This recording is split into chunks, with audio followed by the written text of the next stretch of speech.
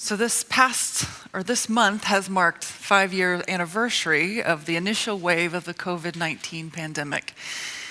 And probably like you, I have this memory of that time quite clearly. And thanks to my phone, I was looking back at some pictures from 2020 about this time of the year, and I just remember that my biggest concern the night before the shutdown was making it to Home Depot before they closed so that I could get planter box material because I was going to eat off the land. That's where my anxiety took me. I was like, we are going to have fresh vegetables. That was the thing that I was clinging to. And I remember all of these other plans and ideas that we had for what we would do in this couple of weeks off. Maybe we would reorganize the garage. That was Lindsay. Maybe we would go for really long walks, just straight out the front door for hours and hours, go on meandering and just see what happened. And then they closed all the parks. Yes, you're remembering this too, yes. Maybe I would finally knit the sweater that I had been working up to, the one that I had already bought this whole box of really nice wool yarn for and was taking up a lot of space in my closet. But I also remember, perhaps most of all, that I was so tired at the start of the month of March. And I thought maybe this would be an excellent time for me to catch up on some much needed sleep. I thought maybe the world will shut down and so will I. And then when all of this ends in a month, I'm going to be so relaxed. And this is just going to be a lovely little pause where I could catch up. We're laughing because we know that is not how this story went. Nope. It was a weird time. And it is a weird time in our story too, isn't it? The gospel has moments of being weirder than others. This is one of those, and ostensibly it's kind of simple. Jesus takes his 3 closest friends, the disciples. They go up the mountain to pray, and then abracadabra, Jesus is a unicorn, and it's sparkly, and it's magical, and it's bright. And it's kind of time traveler-y-ish because all of a sudden these people who have been dead for 1,000 years are right next to him. And other than the resurrection, this is the most godlike passage that we have. This is one of those stories that is unlike any other. And besides the huge light, I'm not sure that this is a story of a big party. When Moses and Elijah speak of Jesus' departure, they don't mean a spring break trip to Cyrus. They're talking about Exodus as in the exit. How are you going to make your exit? And we all know that's a hard left. The path, this journey that Christ is on will form him. It will make him the Christ, the one dying to the world, dying to himself. And that is a pretty remarkable conversation. It's a pretty remarkable journey. And Peter, James, and John, they miss it. What were they doing while space and time were converging in this amazing God moment? Well, we know they were exhausted. They were weighed down by sleep, says the scripture. They were weighed down by grief, by sleep, because they have been going full swing. They've been exhausted probably since the day that Jesus met them, right? Do you remember? They're hauling in so many fish, the boat almost capsizes.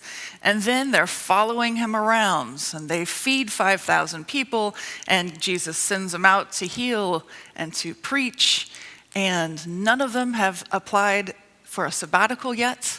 And the day-to-day work is so important, and everything is so urgent. Do you know the big boom for this story actually happened about 8 days before this story? Because 8 days before today's story, Jesus predicts his own suffering and death. And the bottom kind of falls out of the group. And the whole operation starts to shift and to fall apart. And we don't know exactly what happened in those 8 days. But I have a feeling that they weren't resting and processing their feelings. Because based on their reaction today, especially on Peter, I think these guys are probably still in denial. And denial isn't processing. Denial pushes through, right? And I don't know about you, but I certainly pushed through that first year of COVID. I feel like I did more and more and more during that time because everything felt urgent. There was so much that needed to be done. Even when it wasn't especially urgent, somehow it needed to be done now. And I looked for more things to do, more ways to distract myself from grieving. And on the positive, I found a new job. Thanks be to God. Yay!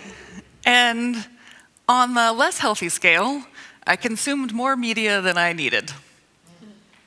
And I sought out more information, and it was hard to turn my brain or my phone off at night. And of all of my COVID resolutions, you know which one I never got to? The sweater. I didn't get to the sweater, that was coming. The box of the wool is still in my closet waiting for me to pull it out. But I also never got bored. I just never got bored. I didn't rest long enough. I didn't slow down long enough to find what people were sometimes complaining about, which sounded like bliss. What is this boredom of which you speak? And I think it has taken a toll on me because when I look at those pictures from 5 years ago, I would swear they're from 15 or 20 years ago. Because I looked young and so cute. And exhaustion, man, it can catch up with you. There's only so long we human beings can push through before the mind and the body give way. Peter, James, and John can't push anymore.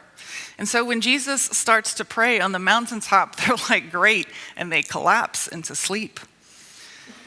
And regardless of how you understand the story, it's an important, significant moment for Jesus. And the gospel writer is trying to make this connection between Jesus of Nazareth to the Jewish thought and tradition, to the law from Moses and the prophets through Elijah. And this is a foretelling of the resurrection, because tradition says that neither Moses nor Elijah truly experienced death. And even though Peter, James, and John are just inches away, they are fast asleep, sawing some logs. And by the time this huge, theologically significant moment of their lives is happening, they're not hearing all the good stuff. They're pushing snooze on their alarm clock. They miss the moments because they could not prioritize rest prior to this moment. And I don't know about you, but I sometimes feel like I might be at risk of missing some things too. I think in 2020, I might have put my body into this gear from which I have never quite been able to downshift. And I pay for that. And I wonder if we as a society have ever been able to shift gears. And I know I'm not alone because my healthcare providers keep talking about a rise in anxiety and stress-related concerns. And I see it in myself, and I see it in people that I love, and my family. And yes, I have that box of wool in my closet, and it's not even calling to me anymore, because I know how much work that's going to take.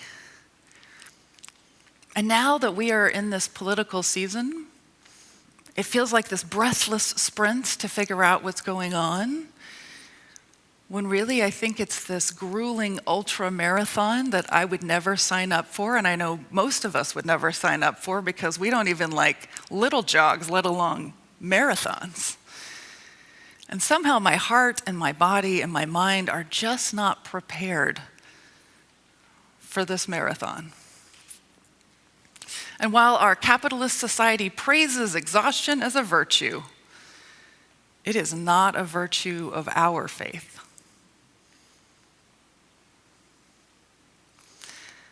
You've heard me talk of the Knapp bishop before, so let me give you one of her prayers again. Her name is Tricia Hersey, and she's a poet and she's an activist. And she says, she blesses us and she says, I wish you rest today. I wish you a deep knowing that exhaustion is not a normal way of living. You are enough. You can rest.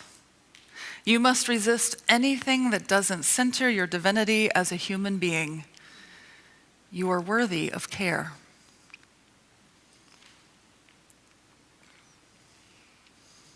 Beloved, we are made good. We are made in the image of love. We are made for abundant life. We are made to rest. We are intended to take moments and hours each day to sleep and to heal and to relax and to give thanks. Because there is so much more that needs to be done in our world, and we need to be present, alive, and awake for those moments. Without rest, we miss what is right in front of us. We end up trying to recreate moments like Peter, rather than being fully alive to the moment as it happens. Now, it may be a bit of a spoiler, but on the last night of Jesus' life, he leads the disciples to a different hilltop to pray. Maybe you know the story. They're in the Garden of Gethsemane, and it is the last time Jesus will be with the disciples alive. And he says, will you stay and pray with me? And they say yes, and they do the same thing. They fall asleep. They're so exhausted. And we don't have to make that same mistake. We have this moment right here in front of us. We have the moments of this week to come. And in between all of your doings and your busyness, all of your tasks, all of the ways in which you are, thanks be to God, resisting the forces of evil and working to change our world, what will be the ways that you rest and take care of you? So even if you haven't made any Lenten resolutions, I urge you this week to find one way you can rest. Could you go to bed an hour earlier? Could you sleep in? How about taking a long walk in a beautiful place? Meditating, drawing, baking, knitting, not me, but maybe you. I urge you to make that commitment to yourself, to put it on your calendar, to tell a friend at coffee hour so that you can check in next week and say, how did your rest thing go for you? The work of changing our world is too important for us to undertake it exhausted. You were made to rest because you were made to be alive fully, and that takes some recharging. So I wish us rest. I wish us a deep knowing that exhaustion is not a normal way of living. You are enough. I am enough. We can rest. We must resist anything that doesn't center our divinity as human beings. For we are made for abundant life, and we are worthy of care. Thanks be to God.